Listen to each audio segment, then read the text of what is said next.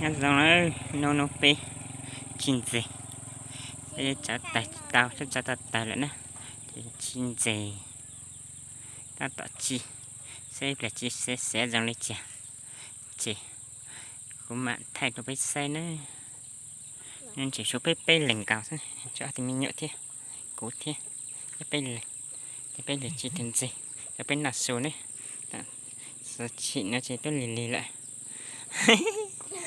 hello bye chứ bye si bác cá đã bên làm gì à hay mẹ nó bên làm gì à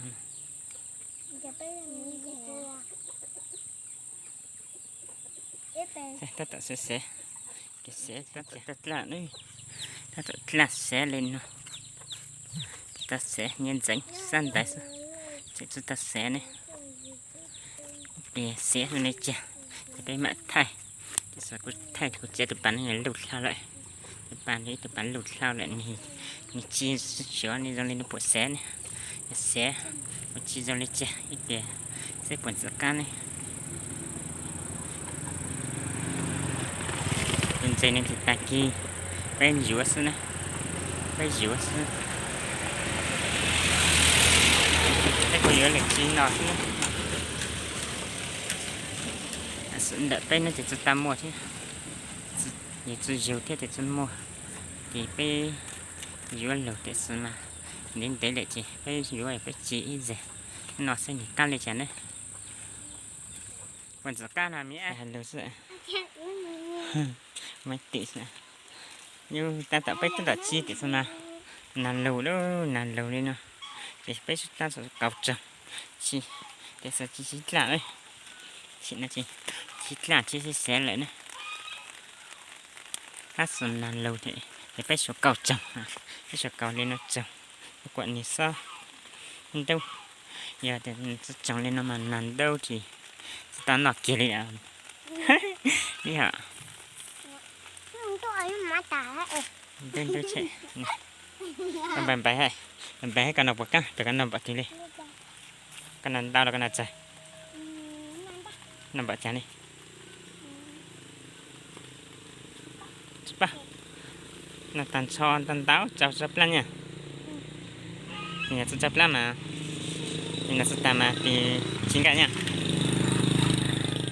chứ ra mẹ đặt cứ chập nó sẽ chế đi cái chập nó đặt cứ chập mà sẽ đặt ra đi chè mà nó chứa tạp bên sân rồi á mà ăn cái á cái con đó chúng ta bên nào nàn lâu nữa là các tạo được sức sản là tối thì các cũng nó bên nào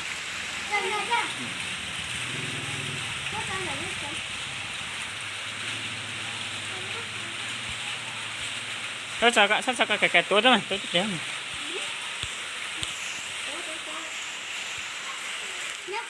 là nó bị ta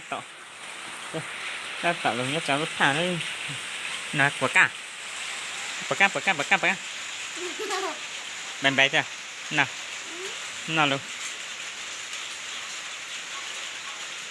cái mình phải chỉ xin được cái nắp từng giây nữa thôi từng giây này dùng mỏ thôi là quả cá bèn bèn chưa nãy từ hả như thế thì mà mới sợ giờ hố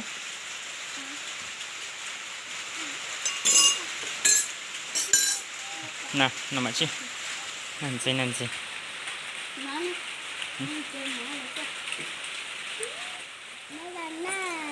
làm bài ra làm bánh đây làm bánh sạch xuống đi đi ngồi đến nổ chả nó phải cứ cho xẻ nữa gì cao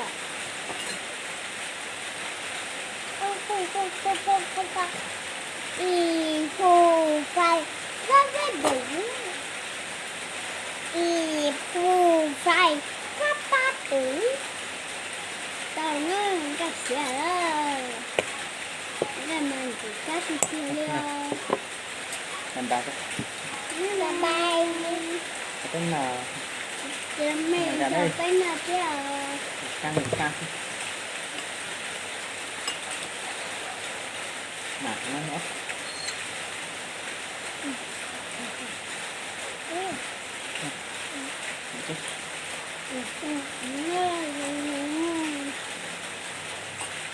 Tao chơi trong nó. Chơi những mà yêu là có cá nữa à.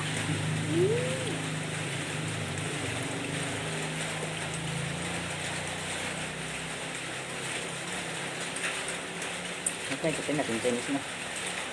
Kencing ya. Ini pendapatannya kan.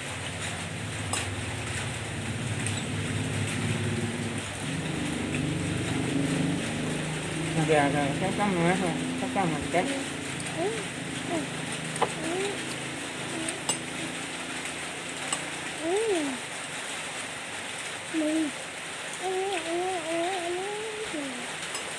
Mẹ ăn cơm rồi. Mẹ ăn cái gì? Ăn cá thôi. Ăn cơm lâu lâu.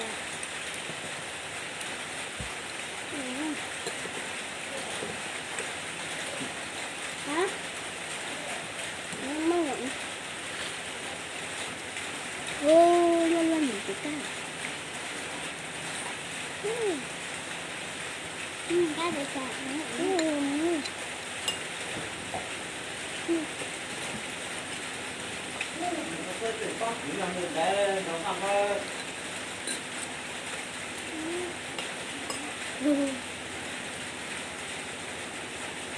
Chẳng.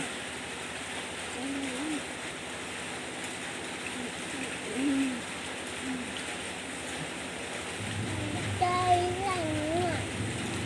Lạnh nè. Đây.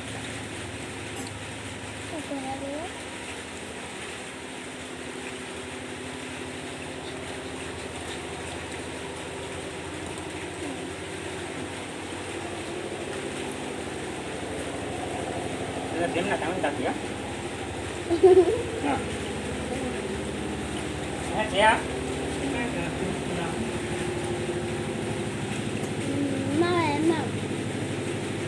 Đây là nơi dùng nồi.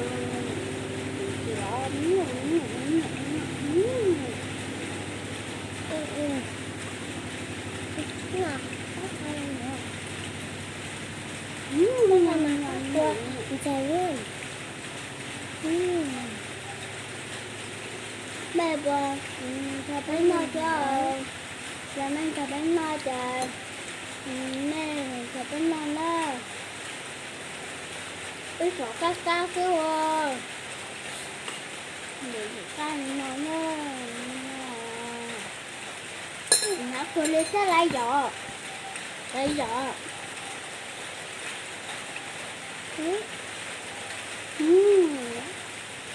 nhà mà cái gì trắng ra gai con nói cái gì mà cái nó ao cái vợ và cái nó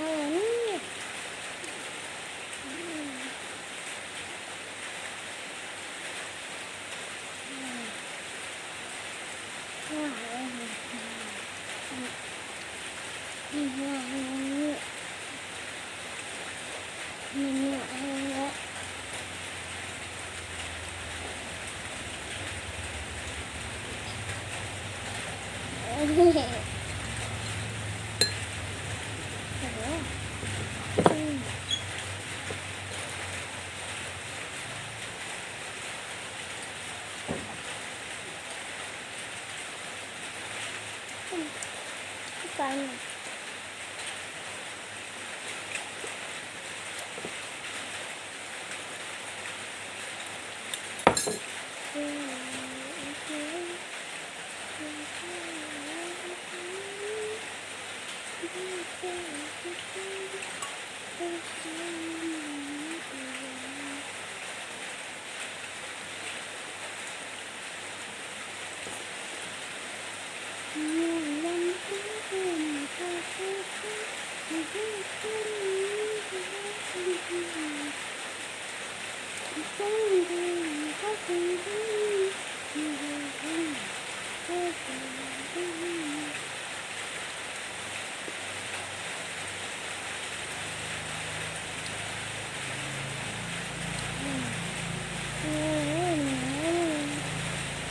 cứ ăn miếng ép nhá họ uống lố kìa thấy rồi bây giờ tôi ép á họ chỉ ngồi bên trên nơi rồi bây giờ tôi cười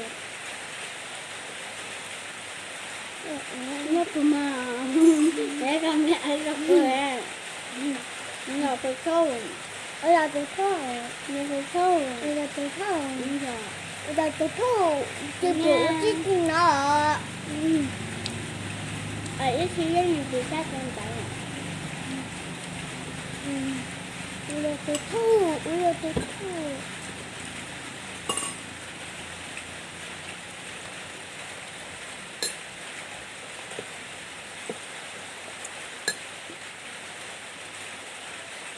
mình có gì lúc này ạ không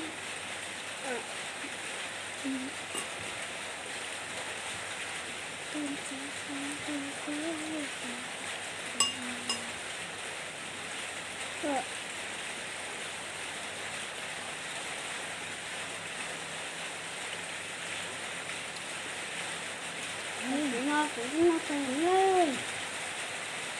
ơi tụi bắt ra thế nào tụi bắt ra mà chạy lên tôi chạy rồi nó cho anh nó nè cái gì à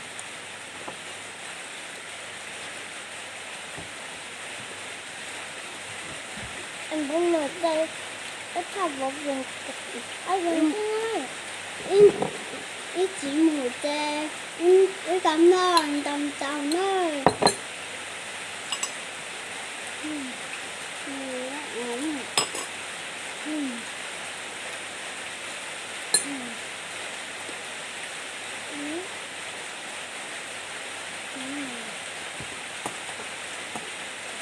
có không?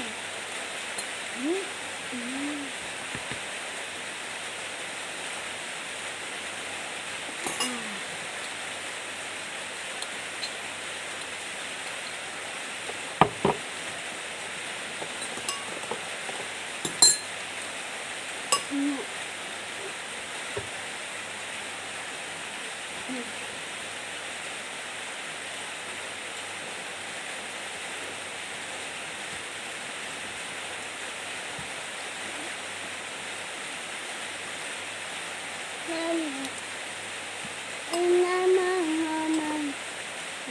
subscribe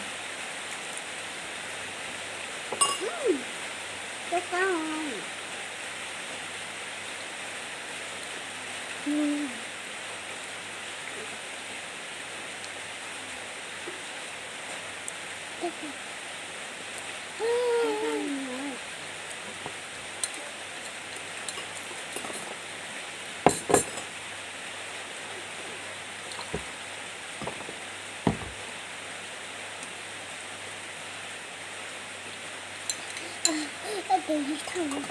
những video hấp dẫn đi ta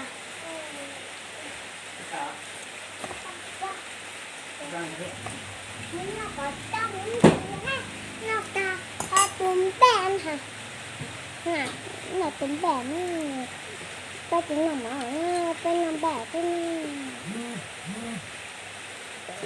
cái bèn này của mình mình hết rồi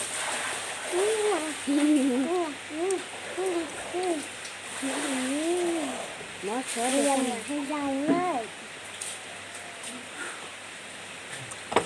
ta cùng nó thẳng được ta cũng ta ôm bố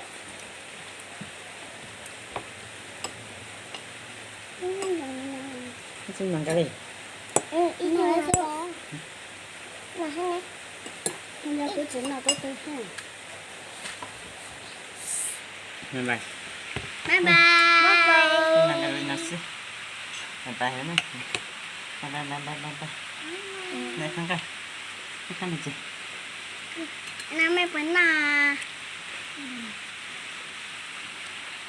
làm bài hay nó sợ bye bye